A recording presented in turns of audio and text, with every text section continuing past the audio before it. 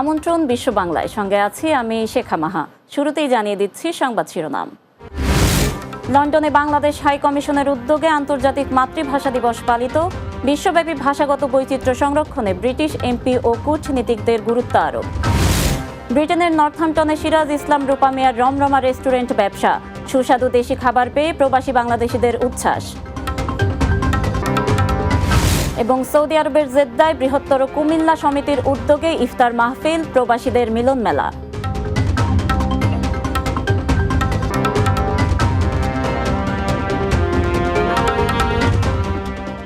শুনছিলেন শিরোনাম, এবারে বিস্তারিত। যুক্তরাজ্যে পার্লামেন্টের সদস্য এবং বিভিন্ন দেশের রাষ্ট্রদূতরা বিশ্বব্যাপী ভাষাগত বৈচিত্র্য সংরক্ষণ এবং প্রসারের জরুরি প্রয়োজনীয়তার উপর গুরুত্ব আরোপ করেছেন। আন্তর্জাতিক মাতৃভাষা দিবস 2026 উপলক্ষে বাংলাদেশ হাই কমিশন লন্ডন আয়োজিত এক অনুষ্ঠানে তারা এসব কথা বলেন। যুক্তরাজ্য পার্লামেন্টের হাউস অব কমন্সের একটি কক্ষে এ আয়োজন করা হয়। অনুষ্ঠানে ব্রিটিশ এমপি ও কূটনীতিক সহ ঊর্ধ্বতন কর্মকর্তারা উপস্থিত ছিলেন। উপস্থিত এমপিদের মধ্যে ছিলেন রূপা হক, রুশনারা আলী, শওকত অ্যাডাম, মোহাম্মদ ইয়াসিন ও ইমরান হুসেইন। এছাড়াও উপস্থিত ছিলেন লর্ড রামি রেঞ্জার।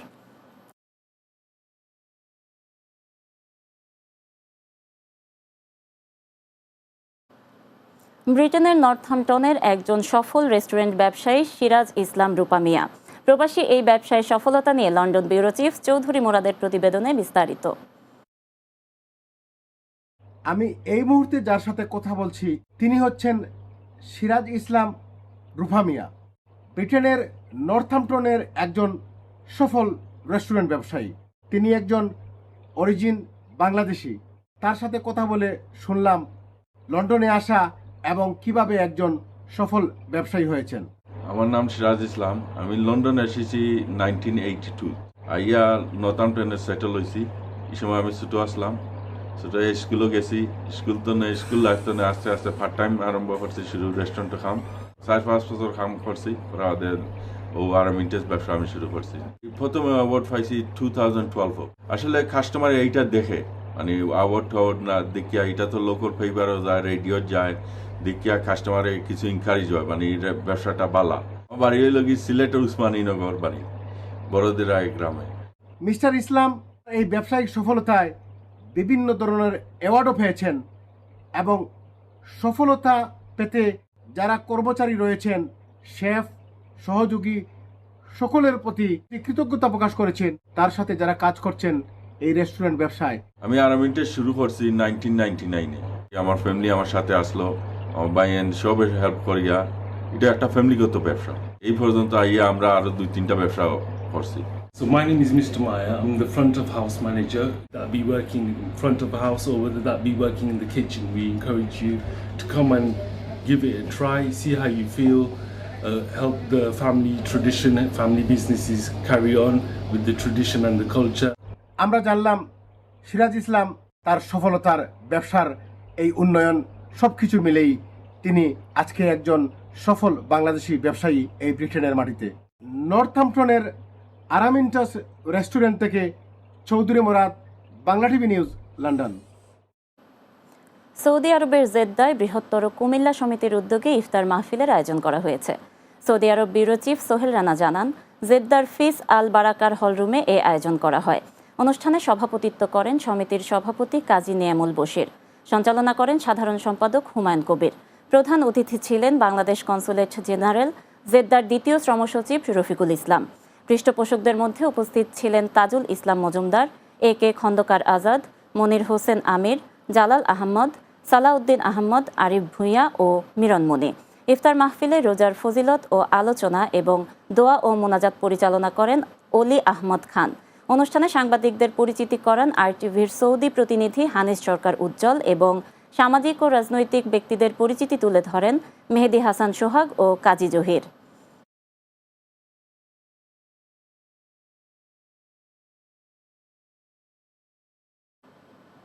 এবার বাংলাদেশের খবর। নির্বাচনী ইশতেহারে দেওয়া প্রতিশ্রুতিগুলো বাস্তবায়নে সবার সহযোগিতা কামনা করেছেন প্রধানমন্ত্রী তারেক রহমান। শনিবার সকালে রাজধানীর তেজগাঁওয়ে প্রধানমন্ত্রীর কার্যালয়ের শাপলা হলে আয়োজিত মতবিনিময় সভায় তিনি একথা বলেন। এ সময় সরকারি সিদ্ধান্তগুলো বাস্তবায়নে দক্ষতা, সময়ানুবর্তিতা এবং বিভিন্ন বিভাগের মধ্যে সমন্বয়ের উপর বিশেষ গুরুত্ব আরোপ করেন। বিস্তারিত জানাচ্ছেন অর্ণব নাসির। শনিবার ছুটির দিন থাকলেও রাজধানীর তেজগাঁয়ে নিজ কার্যালয়ে দাপ্তরিক কাজে ব্যস্ত সময় পার করেন প্রধানমন্ত্রী তারেক রহমান।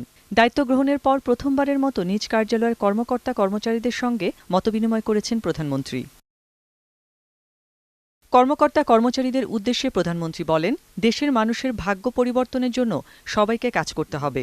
এ সময় স্বাস্থ্য ও শিক্ষা খাত, নারী শিক্ষা, কর্মসংস্থান, ক্রিয়া সহ ম্যানিফেস্টোতে উল্লেখিত সব এজেন্ডা বাস্তবায়নের সরকারি কর্মকর্তা কর্মচারীদের সহযোগিতা চান তিনি। আমরা আমাদের ম্যানিফেস্টোতে উল্লেখ করেছি একটি খুব গুরুত্বপূর্ণ বিষয়, সেটি হচ্ছে 1, মানুষকে অবশ্যই সেফ ফিল করতে হবে। আমরা যদি সকলে মিলে একসাথে কাজ করি, নিশ্চয়ই আমরা সেরকম একটি পরিস্থিতি গড়ে তুলতে সক্ষম হব। দেশ ও রাষ্ট্রের স্বার্থে গোপনীয়তার বিষয়গুলো মেনে চলার জন্য কর্মকর্তা কর্মচারীদের নির্দেশ দেন তারেক রহমান। একই সঙ্গে জাতিকে একটি সুশৃঙ্খল জায়গায় নিয়ে আসতে প্রজাতন্ত্রের কর্মচারীদের সরকারি নিয়মনীতি কঠোরভাবে মেনে চলার উপর গুরুত্বারোপ করেন। আজকে যেহেতু এটি এমন একটি যুগে এসে দাঁড়িয়েছি, আমরা বিভিন্ন সময় মিডিয়া বলুন, সোশ্যাল মিডিয়াতে বলুন, এরকম অনেক কথা চলে আসে এবং অনেক খবর চলে আসে, যেগুলোর মধ্যে অনেকগুলোই মিসইনফরমেশন বা ডিসইনফরমেশন হয়ে থাকে, যা রাষ্ট্র এবং জাতির জন্য অনেক সময় ক্ষতিকারক হয়ে দেখা দেয়। কাছে আমার অনুরোধ থাকবে যে অবশ্যই আপনার স্ব অবস্থান থেকে যেখানে গোপনীয়তার বিষয় থাকবে, সেখানে দয়া করে আপনারা রাষ্ট্রের স্বার্থে, জনগণের স্বার্থে গোপনীয়তা রক্ষা করবেন। এছাড়া দেশ থেকে দুর্নীতি দূর করতেও কর্মকর্তা কর্মচারীরা পূর্ণ সহযোগিতা করবেন বলে আশা প্রকাশ করেন তারেক রহমান। আমি দৃঢ়ভাবে বিশ্বাস করতে চাই, এখানে উপস্থিত যে সকল প্রজাতন্ত্রের কর্মকর্তা কর্মচারীবৃন্দ আছেন, আপনাদের পূর্ণ সহযোগিতা আমরা ইনশাল্লাহ পাব। অর্ণব নাসির, বাংলা টিভি, ঢাকা। নরসিংদীতে কিশোরীকে ধর্ষণের পর হত্যা মামলার প্রধান আসামি নূর মোহাম্মদ নুরা সহ 7 জনকে গ্রেপ্তার করা হয়েছে। শনিবার সকালে নরসিংদী পুলিশ সুপারের কার্যালয়ে আয়োজিত সংবাদ সম্মেলনে পুলিশ সুপার আবদুল্লাহ আল ফারুক এ তথ্য নিশ্চিত করেন। তিনি বলেন, প্রাথমিক জিজ্ঞাসাবাদে নূর মোহাম্মদ নুরা নিজেকে এই ধর্ষণ ও হত্যাকাণ্ডের মূল পরিকল্পনাকারী হিসেবে স্বীকার করেছে। এদিকে নরসিংদীতে ধর্ষণ মামলায় জড়িতদের কেউ আশ্রয় দিলে তাদের শেকড় ধরে উপড়ে ফেলা হবে বলে জানিয়েছে আইনমন্ত্রী মোহাম্মদ আসাদুজ্জামান। প্রতিনিধিদের পাঠানো তথ্যচিত্রে বিস্তারিত জানাচ্ছেন অর্ণব নাসির। গত বুধবার রাতে নরসিংদীতে এক কিশোরীকে তার বাবার কাছ থেকে জোর করে তুলে নিয়ে যায় একটি চক্র। পরদিন সকালে মাধবদী থানার কোতালিরচর দড়িকান্দি এলাকা থেকে ওই কিশোরীর মরদেহ উদ্ধার করে পুলিশ। পরে কিশোরীর মা ফাহিমা বেগম বাদী হয়ে মাধবদী থানায় 9 জনের নাম উল্লেখ করে মামলা দায়ের করেন। শুক্রবার রাতে গাজীপুরের মাওনা চৌরাস্তা এলাকা থেকে হত্যা মামলার প্রধান আসামি নূর মোহাম্মদ নুরাকে গ্রেপ্তার করে নরসিংদী গোয়েন্দা পুলিশ। একই সময় অপর আসামি হযরত আলীকে ময়মনসিংহের গৌরীপুর থেকে গ্রেপ্তার করা হয়েছে। এ নিয়ে গত 2 দিনে 7 জনকে গ্রেপ্তার করা হয়েছে। শনিবার সকালে নরসিংদী পুলিশ সুপারের কার্যালয়ে আয়োজিত সংবাদ সম্মেলনে পুলিশ সুপার আবদুল্লাহ আল ফারুক বলেন, ঘটনার পর থেকে মামলাটি সর্বোচ্চ গুরুত্ব দিয়ে তদন্ত করা হচ্ছে। তদন্ত অব্যাহত রেখেছি। খুনের মোটিভ সহ অপরাপর কোন ঘটনা থাকলে সে বিষয়ে উদ্ঘাটনের জন্য জেলা পুলিশ নরসিংদী কাজ করে যাচ্ছে। এদিকে সকালে ঝিনাইদহ জেলা প্রশাসক কার্যালয়ের মতবিনিময় সভা শেষে সাংবাদিকদের প্রশ্নের জবাবে আইনমন্ত্রী মোহাম্মদ আসাদুজ্জামান বলেন, ধর্ষণ বা যে কোনো গুরুতর অপরাধের সঙ্গে জড়িতদের আশ্রয়দাতা ও সহযোগীদের আইনের সর্বোচ্চ প্রয়োগের মাধ্যমে বিচারের মুখোমুখি করা হবে। এ ধরনের অপরাধ যেই করে থাকুক এবং তাদেরকে যদি কেউ শেল্টার দিতে আসে, তাদেরকে সহ শিকড় উপড়ে ফেলা হবে। Arnab Nasir, news desk, Bangla TV. আসন্ন ঈদ ঘিরে যারা পরিবহনের ভাড়া বাড়ানোর চেষ্টা করবে তাদের বিরুদ্ধে কঠোর ব্যবস্থা নেওয়া হবে বলে জানিয়েছেন সড়ক পরিবহন ও সেতু, রেলপথ এবং নৌ পরিবহন মন্ত্রী শেখ রবিউল আলম। শনিবার নারায়ণগঞ্জ টার্মিনাল এবং নির্মাণাধীন Khanpur ICT and bulk terminal, dredger bathe এবং বিশ্বব্যাংকের অর্থায়নে নারায়ণগঞ্জের নদীবন্দরের মাঝঘাট এলাকায় নির্মিতব্য টার্মিনাল ভবন পরিদর্শনে গিয়ে তিনি কথা বলেন। মন্ত্রী বলেন, যেখানে যানজট তৈরি হয়, সড়কে শৃঙ্খলা থাকে না, সেখানেই ব্যবস্থা নেওয়া হবে। এছাড়া ট্রাফিক পুলিশ, নৌ পুলিশ, কোস্টগার্ড সহ সব সংস্থা এবার তৎপর থাকবে বলে জানান তিনি। এ সময় ঈদযাত্রা স্বস্তির ও নিরাপদ হবে বলে আশা প্রকাশ করেন তিনি। চাঁদাবাজি ফৌজদারি অপরাধ হিসেবে গণ্য হবে বলে হুঁশিয়ারি দেন মন্ত্রী। সবকিছু আশা করছি এবার ঠিক থাকবে। গতবার মোটামুটি একটা সুস্থ যাত্রা হয়েছে, এবার তার চেয়ে আরো বেশি মনোযোগী এবং আরো বেশি আপনার তৎপর থাকবে। আমরা দিয়েছি, আমি ডেকে বসেছি, কোনো ভাড়া বাড়বে না। আর যারা এইভাবে ভাড়া বাড়ানোর চেষ্টা করবে তাদের বিরুদ্ধে কঠোর ব্যবস্থা। বর্তমান সরকারের শিক্ষা এবং প্রাথমিক ও গণশিক্ষা মন্ত্রণালয় শিক্ষা সংস্কারের যে 12 দফা প্রস্তাবনা দিয়েছে তা বাস্তবায়নে সমন্বিত একটি শিক্ষা আইন করতেই হবে বলে মন্তব্য করেছেন গণসাক্ষরতা অভিযানের নির্বাহী পরিচালক এবং সাবেক তত্ত্বাবধায়ক সরকারের উপদেষ্টা রাশেদা কে চৌধুরী। শনিবার সকালে জাতীয় প্রেস ক্লাবে আয়োজিত প্রেস ব্রিফিংয়ে তিনি এসব কথা জানান। প্রেস ব্রিফিংয়ে শিক্ষা এবং প্রাথমিক ও গণশিক্ষা মন্ত্রণালয় ঘোষিত 12 দফার সঙ্গে সমন্বয় করে গণসাক্ষরতা অভিযানের প্রস্তাব তুলে ধরা হয়। বিশেষ করে ঝরে পড়া বাল্যবিবাহের শিকার, পিছিয়ে পড়া জনগোষ্ঠী ও জলবায়ু ঝুঁকিপূর্ণ চর হাওর পাহাড়ি এলাকার শিক্ষা উন্নয়নে বিশেষ গুরুত্ব দেওয়ার আহ্বান জানানো হয়। অনুষ্ঠানে সভাপতিত্ব করেন সংগঠনের উপপরিচালক তপন কুমার দাস। বক্তব্য রাখেন শাহ শামীম আহমেদ, ডক্টর আহমেদ মোশতাক রাজা চৌধুরী, ডক্টর মঞ্জুর আলম ও জ্যোতি এফ গোমেজ সহ আরও অনেকে। বিশ্ব বাংলা নিচ্ছি বিরতি, ফিরে এসে অন্যান্য সংবাদের সাথে আরও যা থাকছে। ইরানে যৌথ হামলা চালিয়েছে যুক্তরাষ্ট্র ও ইসরায়েল। পাল্টা হামলা শুরু করেছে ইরানও। ইসরায়েল ও আরব দেশগুলোর মার্কিন লক্ষ্যবস্তুতে ক্ষেপণাস্ত্র নিক্ষেপ।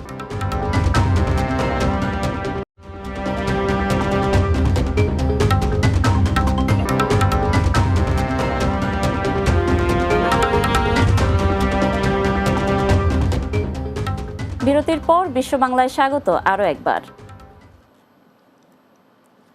লেবাননের সামাজিক সংগঠন শাহজালাল প্রবাসী সংগঠনের উদ্যোগে দোয়া ও ইফতার মাহফিল অনুষ্ঠিত হয়েছে। লেবানন থেকে বাবু সাহা জানান, পবিত্র মাহে রমজান উপলক্ষে দেশটির রাজধানী বৈরুতের আলকোলা হামজা মসজিদ অডিটোরিয়ামে এ আয়োজন করা হয়। অনুষ্ঠানে সভাপতিত্ব করেন সংগঠনটির সভাপতি আব্দুল মান্নান। সঞ্চালনা করেন সংগঠনটির প্রধান উপদেষ্টা খসরুল আলম। প্রধান অতিথি হিসেবে উপস্থিত ছিলেন সিনিয়র উপদেষ্টা জিয়াউল হক। ইফতারের পূর্বে রমজানের গুরুত্ব তুলে ধরে মাহফিলে কোরআন ও হাদিস ভিত্তিক আলোচনা করেন রুমেল আহমদ, মহিউদ্দিন খান, আজাদ মিয়া, বাহরাম খান এবং আনসার আলী। ইফতার মাহফিলে বৃহত্তর সিলেটের বিপুল সংখ্যক প্রবাসী বাংলাদেশি অংশগ্রহণ করেন।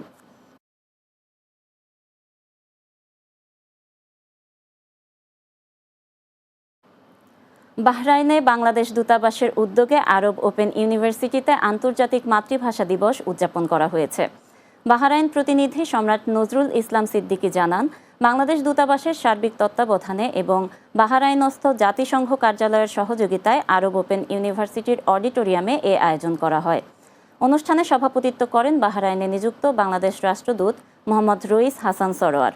অনুষ্ঠানে গেস্ট অব অনার হিসেবে উপস্থিত ছিলেন king Hamad global centre for peaceful কো এক্সিস্টেন্সের নির্বাহী পরিচালক মিস মুনিরা নাওফাল আল দোসেরি। বিশেষ অতিথি হিসেবে উপস্থিত ছিলেন আরব ওপেন ইউনিভার্সিটির প্রেসিডেন্ট ডক্টর নাজমা তাকি এবং বাহরাইনে নিযুক্ত জাতিসংঘের আবাসিক প্রতিনিধি খালিদ আল মিকওয়াদ। এছাড়া বিভিন্ন দেশের রাষ্ট্রদূত, কূটনীতিক, বাহরাইন সরকারের ঊর্ধ্বতন কর্মকর্তা, ব্যবসায়ী, সাংবাদিক, শিক্ষক, শিক্ষার্থী ও প্রবাসী বাংলাদেশি কমিউনিটির নেতৃবৃন্দ উপস্থিত ছিলেন। অনুষ্ঠানের শুরুতে ইউনেস্কো প্রেরিত ভিডিও বার্তা ও প্রামাণ্যচিত্র প্রদর্শন করা হয়। অনুষ্ঠানের বিশেষ আকর্ষণ ছিল বাহরাইনস্থ 13টি দেশের রাষ্ট্রদূতের নিজ নিজ মাতৃভাষায় কবিতা আবৃত্তি। চীন, মিশর, France, Germany, Italy, Japan, Lebanon, Malaysia, Nepal, Korea, যুক্তরাষ্ট্র, রাশিয়া ও বাংলাদেশের রাষ্ট্রদূত এতে অংশ নেন।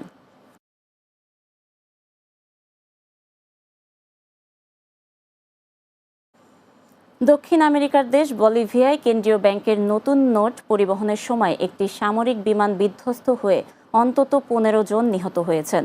দেশটির স্থানীয় সময় শুক্রবার সন্ধ্যা 6:20 বলিভিয়ার রাজধানী লা পাজের কাছে এল অল্টো শহরে এ দুর্ঘটনা ঘটে। জোনায়েদ আহমেদের প্রতিবেদনে বিস্তারিত। দক্ষিণ আমেরিকার দেশ বলিভিয়ায় কেন্দ্রীয় ব্যাংকের নতুন নোট পরিবহনের সময় একটি সামরিক বিমান ধ্বস্ত হয়ে অন্তত 15 জন নিহত হয়েছেন। স্থানীয় সময় শুক্রবার সন্ধ্যা 6:20 বলিভিয়ার রাজধানী লা পাজের কাছে এল অল্টো শহরে এই দুর্ঘটনা ঘটে। এই তথ্য জানিয়েছে দেশটির বিমান চলাচল নিয়ন্ত্রণ কর্তৃপক্ষ। টেলিভিশনের খবরে বলা হয়েছে, শুক্রবার সন্ধ্যায় এল অল্টো শহরে প্রতিকূল আবহাওয়ার মধ্যে দেশটির কেন্দ্রীয় ব্যাংক থেকে নতুন নোট পরিবহনকারী বলিভিয়ার বিমান বাহিনীর হারকিউলিস বিমানটি বিধ্বস্ত হয়। এতে 15 জন নিহত এবং কমপক্ষে 30 জন আহত হন। রয়টার্স ও বিবিসির খবরে বলা হয়, বিমানটি সান্টা ক্রুজ থেকে উড্ডয়ন করে এল অল্টো আন্তর্জাতিক বিমানবন্দরে অবতরণ করছিল। এই সময় রানওয়ে থেকে ছিটকে পড়ে পাশের মহাসড়কে থাকা কয়েকটি গাড়ির ওপর হাত হানে। ঘটনার পর সাময়িকভাবে বিমানবন্দরটি বন্ধ রাখা হয়। পরে প্রতিরক্ষা মন্ত্রণালয় নিশ্চিত করে যে বিধ্বস্ত বিমানটি ছিল তাদের একটি C-130 হারকিউলিস, যা বলভিয়ার কেন্দ্রীয় ব্যাংকের জন্য নতুন ব্যাংকনোট পরিবহন করছিল। মন্ত্রণালয় জানায়, পরিবহন করা ব্যাংক নোটগুলোর কোনো ক্রয় ক্ষমতা নেই এবং সেগুলো সংগ্রহ বা ব্যবহার করা আইনত দণ্ডনীয় অপরাধ।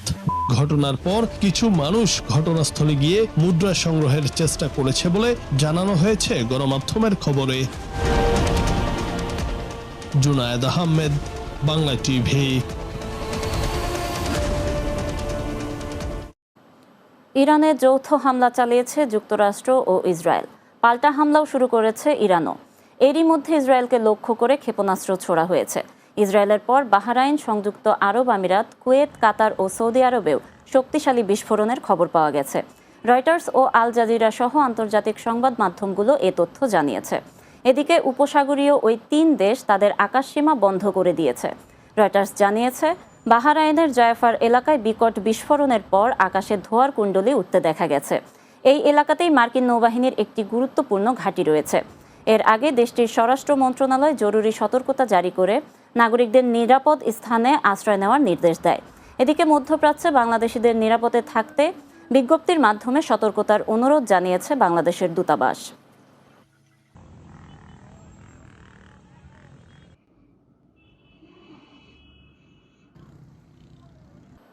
শেষ করছি বিশ্ব বাংলা। যাওয়ার আগে শিরোনামগুলো আরও একবার।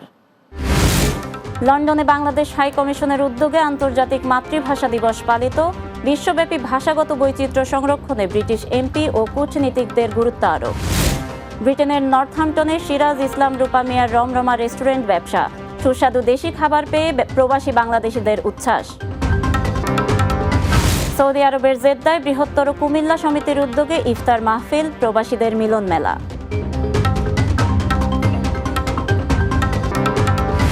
এবং ইরানে যৌথ হামলা চালিয়েছে যুক্তরাষ্ট্র ও ইসরায়েল। পাল্টা হামলা শুরু করেছে ইরানও।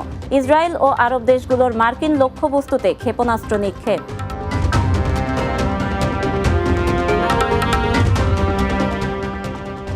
এই ছিল বিশ্ব বাংলায়। এতক্ষণ সঙ্গে থাকার জন্য ধন্যবাদ সবাইকে।